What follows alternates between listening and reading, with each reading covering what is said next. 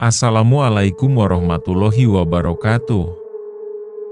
Halo para pendengar setia Cherry Mist, selamat datang kembali di malam yang gelap ini.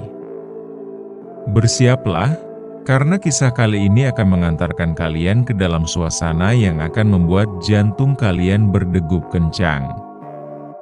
Malam ini, kita akan mendengarkan kisah mencekam dari seorang asisten pribadi dokter yang mengalami hal-hal yang sangat mengerikan. Inilah kisah teror dari ruang otopsi. Kisah seorang asisten dokter.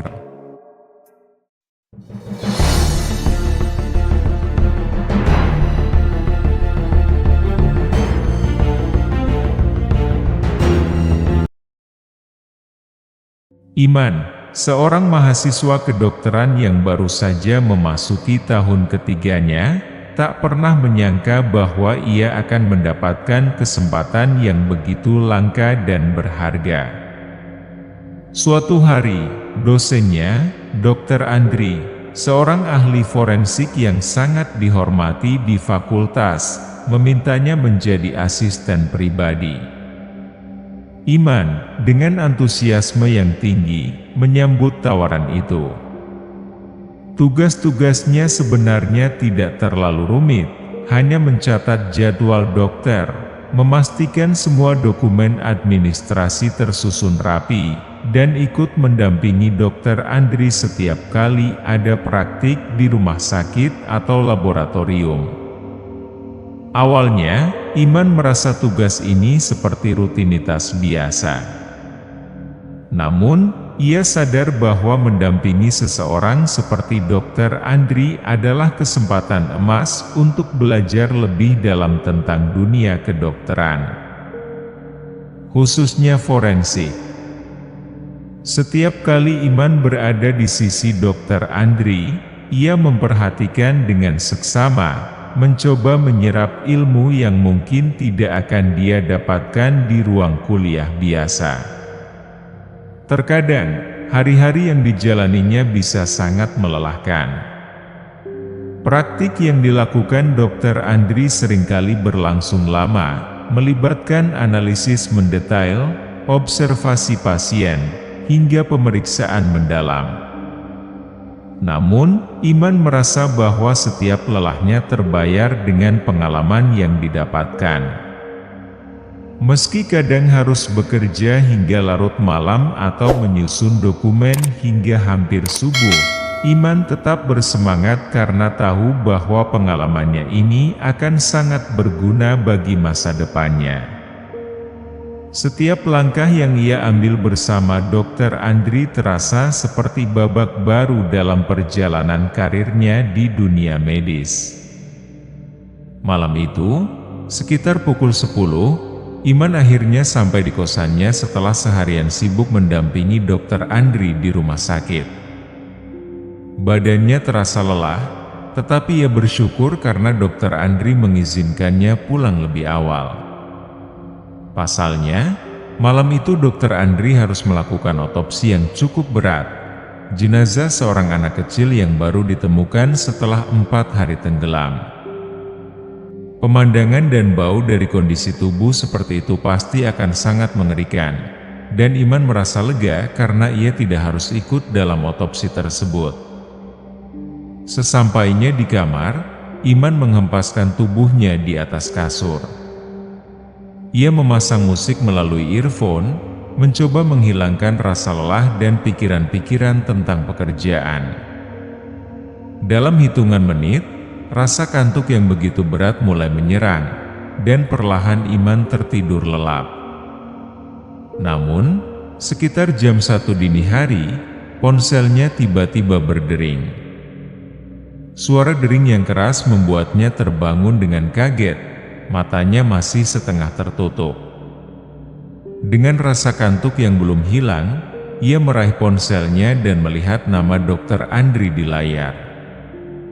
Sambil menggosok matanya, Iman mengangkat panggilan itu.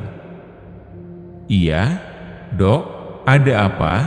Suaranya terdengar serak, berat karena baru bangun tidur. Di ujung telepon, suara Dokter Andri terdengar mendesak. "Men, maaf ya, Bang Unin kamu dini hari begini. Tapi saya butuh bantuanmu. Bisa kamu datang ke rumah sakit sekarang? Saya butuh bantuan administrasi untuk otopsi mayat yang sedang saya kerjakan." Meski masih sangat lelah, Iman tahu bahwa ini bagian dari tugasnya. Tanpa banyak berpikir, ia langsung menyetujui permintaan Dokter Andri. "Baik, Dok. Saya segera ke sana." Iman pun segera bangkit dari tempat tidurnya, mengambil laptop, dan bersiap berangkat. Suasana malam yang sepi, ditambah rasa kantuk yang masih mendera, membuat perjalanan menuju rumah sakit terasa panjang dan sunyi. Setiap langkahnya menuju rumah sakit terasa semakin berat, terutama karena rumah sakit di tengah malam seperti ini selalu membawa suasana yang berbeda, lebih sunyi, lebih dingin, dan entah kenapa, terasa sedikit mencekam. Setibanya di rumah sakit, Dokter Andri langsung membimbing Iman menuju sebuah ruang kecil, ruangan yang sudah akrab dengan rutinitas tugas-tugas administrasi yang ia lakukan. "Saya akan mulai otopsi pada jenazah anak kecil ini. Kamu siapkan semua administrasinya ya," kata Dokter Andri sambil menyerahkan berkas-berkas data jenazah. Suaranya terdengar tenang, namun suasana malam itu membuat setiap kalimat yang keluar terasa lebih berat dari biasanya. Tanpa membuang waktu, Iman duduk di depan komputernya dan mulai mengetik. Jemarinya bergerak cepat di atas keyboard, mencatat segala informasi yang dibutuhkan, sambil mencoba mengabaikan bayangan otopsi yang akan berlangsung hanya beberapa meter darinya. Saat surat-surat administrasi itu akhirnya selesai dan dicetak, Iman menghela napas panjang, berusaha menghilangkan rasa tegang yang perlahan menjalari pikirannya. Ia tahu ini bagian dari tugasnya, namun malam itu terasa berbeda, lebih sunyi, lebih dingin, dan entah kenapa, lebih mencekam. Dengan map berisi dokumen di tangannya, Iman melangkah menuju ruang otopsi. Namun, tepat saat ia sampai di depan pintu ruangan, pandangannya teralihkan oleh sekelompok orang yang berdiri tak jauh dari sana. Mereka tampaknya adalah keluarga dari jenazah anak yang akan diotopsi. Wajah-wajah mereka penuh kesedihan, air mata mengalir di pipi mereka, dan suara isak tangis lirih terdengar memenuhi koridor yang sunyi itu. Pemandangan itu menyentuh hati Iman, membuatnya merasakan beban duka yang berat. Namun, saat ia semakin mendekat, ada sesuatu yang aneh terjadi. Tangisan itu perlahan berhenti, seolah suara mereka terhisap oleh kesunyian malam. Dengan bingung, Iman menatap mereka, dan melihat sesuatu yang membuat bulu kuduknya merinding. Satu persatu dari mereka menatapnya dengan tatapan kosong, mata mereka tidak lagi dipenuhi kesedihan, melainkan kilatan tajam yang aneh. Kemudian, tanpa peringatan, senyum-senyum kaku mulai terbentuk di wajah-wajah pucat mereka. Senyum yang tidak menunjukkan kebahagiaan, melainkan sesuatu yang jauh lebih menakutkan. Rasa dingin menjalari punggung Iman. Detak jantungnya semakin cepat, dan tubuhnya terasa seperti membeku di tempat. Ada sesuatu yang salah. Perasaan itu begitu kuat, namun ia tidak berani menatap mereka lebih lama. Dengan cepat, Iman meminta izin untuk masuk ke ruang otopsi, berusaha menghindari pandangan mengerikan yang terasa menusuk dari orang-orang itu. Hatinya berdebar keras, sementara ia melangkah cepat memasuki ruangan, seolah berusaha meninggalkan sesuatu yang tak kasat mata di belakangnya. Begitu Iman melangkah masuk ke dalam ruang otopsi, pemandangan yang ia lihat langsung membuat tubuhnya kaku. Di depan matanya, Dr. Andri sedang fokus membedah tubuh seorang anak kecil yang sudah membusuk. Tubuh mungil itu membengkak dengan warna kebiruan yang menonjol di antara luka-luka yang menganga. Setiap detik, pisau bedah yang dipegang Dr. Andri menyibak jaringan yang telah rusak, menampakkan pemandangan yang terlalu mengerikan untuk dilihat. Namun, yang lebih buruk dari pemandangannya adalah baunya. Bau busuk yang begitu kuat dan menusuk menyerbu hidung Iman, seakan memenuhi seluruh ruangan dengan aroma kematian yang begitu pekat. Setiap tarikan napasnya terasa seperti racun yang memenuhi paru-parunya, dan rasa mual segera naik ke tenggorokannya. Tubuhnya bergetar, dan keringat dingin mulai mengalir di pelipisnya. Ia berusaha mengendalikan diri, namun perutnya terasa terbalik. Seolah-olah setiap serat tubuhnya menolak berada di tempat itu lebih lama. Iman tak sanggup lagi. "Dok, boleh saya keluar sebentar?" ditanyanya dengan suara serak, nyaris tercekik oleh rasa mual yang terus menyerang. Pandangannya mulai kabur, dan ia merasa kalau ia tetap berada di ruangan itu, ia akan ambruk. Dr. Andri, tanpa menoleh dari pekerjaannya, hanya mengangguk kecil, memberi izin tanpa berkata apa-apa. Dengan langkah terburu-buru, Iman segera beranjak keluar, mencoba menjauh dari aroma busuk yang masih membekas di hidungnya. Begitu Iman melangkah keluar dari ruang otopsi, perasaan lega sesaat mengisi dadanya. Namun, sesuatu yang aneh segera menghantamnya. Kerumunan orang yang tadi berkumpul, menangis di depan pintu, tiba-tiba menghilang. Kemana orang-orang tadi? Padahal barusan mereka di sini, menangis. Gumam Iman, bingung dan merasa ada yang janggal. Namun, rasa mual yang semakin parah menekan perutnya, memaksa Iman untuk menyingkirkan pikiran aneh itu. Ia berjalan cepat menuju wastafel di ujung lorong yang berada di luar kamar mandi. Saat air dingin menyentuh wajahnya, sedikit perasaan nyaman muncul, namun itu hanya sesaat. Tepat saat ia membungkuk, mencoba menenangkan diri, suara tangisan kembali terdengar, tangisan yang sama. Lirih dan penuh duka. Iman langsung menghentikan gerakannya, tubuhnya membeku seketika. Penasaran sekaligus takut, ia menoleh ke arah cermin di atas wastafel. Di dalam pantulan cermin, ia melihat sesuatu yang membuat darahnya seolah berhenti mengalir.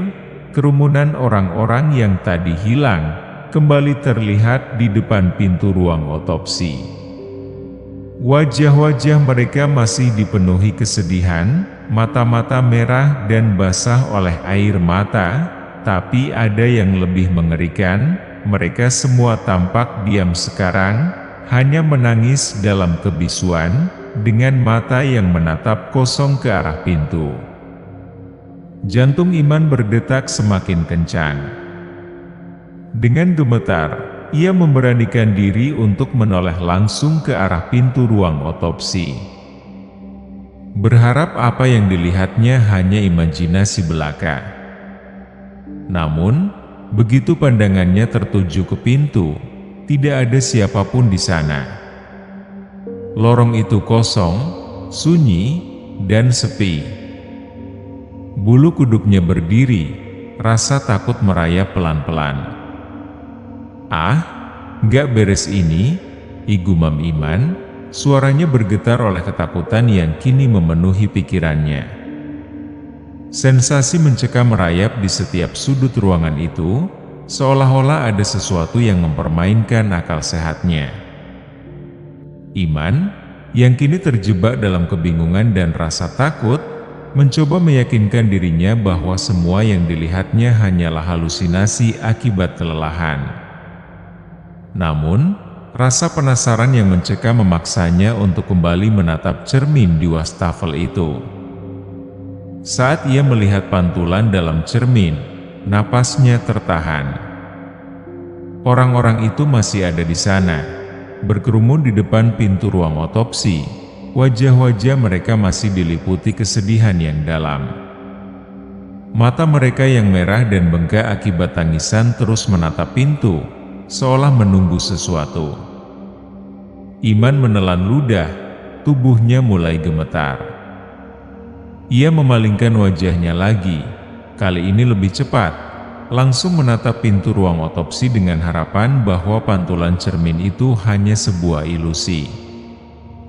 Namun, seperti sebelumnya, lorong itu benar-benar kosong, tidak ada siapapun di sana. Hening, sepi, hanya dengungan lemah AC yang terdengar. Keringat dingin mengalir di pelipis Iman. Perasaan ngeri semakin menyelimutinya. Mengapa mereka hanya ada di cermin? Kenapa mereka tidak ada di dunia nyata? Pikiran-pikiran mengerikan mulai menghantuinya, seolah ada kekuatan tak kasat mata yang sedang mempermainkan realitas yang ia lihat. Dengan tangan gemetar, Iman mengusap wajahnya lagi, mencoba mengendalikan ketakutannya. Namun, saat ia menatap cermin untuk ketiga kalinya, perasaan ngeri itu mencapai puncaknya.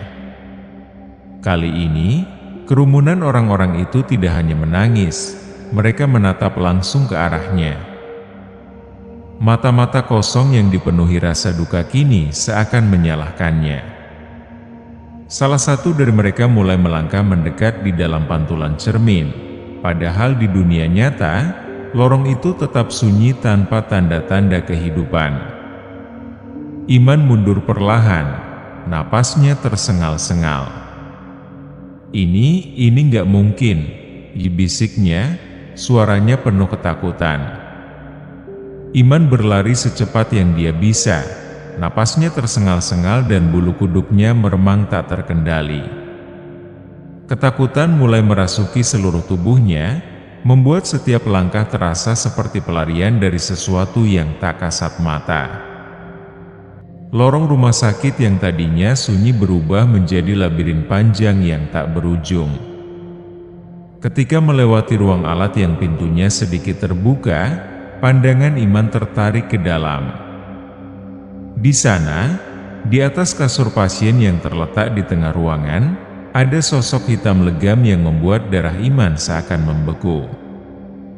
Sosok itu tampak menakutkan, bertubuh tinggi dan kurus dengan kulit legam yang mengilat. Kepala botaknya tampak berkilau di bawah lampu redup, telinga panjang dan runcingnya menyembul di kedua sisi kepalanya. Tapi yang paling menyeramkan adalah mata merah menyala itu, yang kini menatap tajam ke arah Iman seolah-olah menembus jiwanya. Sosok tersebut tidak bergerak, hanya menatap Iman dengan tatapan penuh ancaman. Tapi senyumnya, senyum lebar yang menampakkan deretan gigi tajam, membuat jantung Iman berdetak semakin cepat, seolah-olah sosok itu menikmati ketakutan yang menyelimuti Iman. Tanpa berpikir panjang, Iman berbalik dan berlari lebih cepat. Teriakan ketakutan hampir keluar dari mulutnya, tapi dia menahannya sambil mencoba tetap fokus. Sesampainya di ruang kerjanya, dia langsung mendorong pintu, masuk, dan menguncinya rapat-rapat. Nafasnya terengah-engah, keringat mengalir deras di wajahnya. Jantungnya berdetak begitu keras sampai dia takut itu akan meledak. Di dalam ruang kerjanya yang sempit, Iman merasa sedikit lebih aman. Namun, kengerian yang baru saja dilihatnya masih menggema di pikirannya. Sosok hitam legam itu, mata merahnya, senyumnya, semuanya tampak begitu nyata. Pandangannya kabur sesaat saat ia mencoba menenangkan dirinya. Ia menempelkan punggungnya ke pintu, berharap kunci itu cukup kuat untuk menjaga apapun yang ada di luar sana tetap berada di luar. Ketukan tiba-tiba di pintu membuat Iman terlonjak, seolah jantungnya hampir melompat keluar dari dadanya. Dengan tangan gemetar, ia mendekati pintu dan bertanya, siapa di sana?" Suaranya sedikit bergetar, masih dibayangi ketakutan yang baru saja dialaminya. "Saya, Andri," jawab suara berat dan tenang dari balik pintu. Iman merasa sedikit lega mendengar suara dosennya. Dengan cepat, ia membuka pintu, dan di sana berdiri Dr. Andri, wajahnya seperti biasa, tenang dan profesional. Namun, ada sesuatu yang terasa aneh bagi Iman. Entah apa, mungkin perasaan tegang yang masih menempel di pikirannya. "Ruangan kamu mau saya pakai sebentar ya? Saya mau bicara sama keluarga pasien yang baru saja datang," ujar Dr. Andri sambil masuk ruangan kecil itu. Iman terkejut, seketika rasa dingin merayap di punggungnya. "Baru datang? Bukannya tadi yang di depan pintu ruang otopsi itu keluarga jenazah?" ditanyanya, masih dengan ketakutan yang membekap pikirannya. Sosok-sosok yang menangis dan menatap tajam tadi seakan kembali terbayang di matanya. Dr. Andri menggeleng pelan. "Mereka baru sampai, men. Dari sore tadi nggak ada keluarga yang datang. Baru sekarang mereka tiba." Iman terdiam, pikirannya kalut. "Lalu tadi siapa, Dok?" ditanyanya dengan suara yang hampir berbisik, takut mendengar jawaban yang tidak ingin didengarnya. Dr. Andri menatapnya sejenak, lalu berkata dengan nada tenang, "Saya nggak tahu. Mungkin cuma bayangan kamu saja, men. Rumah sakit ini memang sering membuat kita sedikit paranoid." Senyumnya sedikit menenangkan, tapi tidak bagi Iman. "Tapi sudah, kamu pulang saja. Nggak usah terlalu dipikirkan," dilanjut Dr. Andri sambil menyerahkan sebuah kunci rumah kepada Iman. "Jagain rumah saya ya, sampai saya pulang nanti." Iman menerima kunci itu dengan tangan gemetar, matanya masih tak lepas dari wajah Dr. Andri. Namun, dalam pikirannya, pertanyaan yang sama terus berputar-putar tanpa jawaban. Tadi siapa yang berdiri di depan pintu ruang otopsi? Sepanjang perjalanan menuju rumah Dr. Andri, Iman tak berhenti memanjatkan doa, berharap agar semua kejadian aneh yang dialaminya berakhir begitu saja. Jalanan yang sepi dan gelap hanya memperkuat rasa cemasnya. Udara malam terasa semakin dingin, seolah ikut membekap dirinya dalam suasana mencekam. Namun, begitu tiba di depan rumah Dr. Andri dan membuka gerbang besi yang berat itu, Iman mendengar suara siulan, melengking, nyaring, dan asing. Siulan itu terdengar dari kejauhan, tapi seiring langkahnya menuju pintu depan, suara itu semakin jelas. Iman berusaha mengabaikannya, berpikir mungkin hanya halusinasinya saja setelah malam yang begitu melelahkan. Namun, suara siulan itu tiba-tiba terdengar lagi. Kali ini lebih keras, lebih dekat, seperti ada yang berbisik tepat di telinganya. Iman menoleh dengan panik. Di depannya, berdiri sosok anak kecil, tubuhnya membengkak, kulitnya kebiruan dan membusuk, persis seperti jenazah yang dilihatnya di ruang otopsi tadi.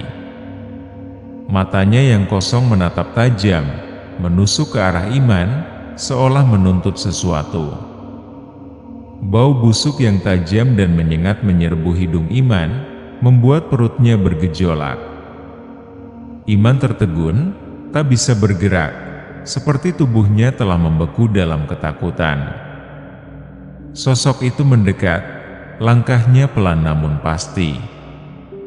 Dengan napas yang semakin berat, Iman hanya bisa berdiri kaku saat sosok itu mengulurkan tangannya yang dingin, menempelkan jarinya yang beku ke bibir Iman.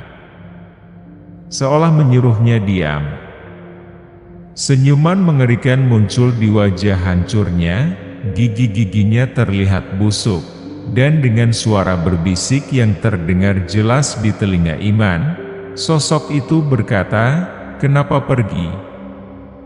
Itu cukup untuk membuat seluruh dunia Iman runtuh.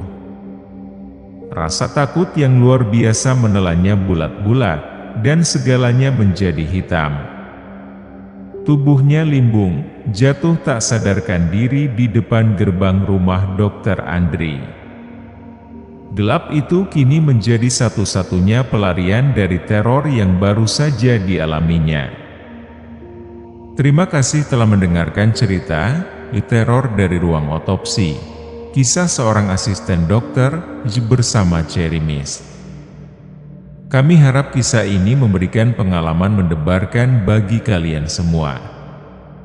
Ingatlah, malam tidak pernah benar-benar sepi, selalu ada sesuatu yang tak terduga menunggu.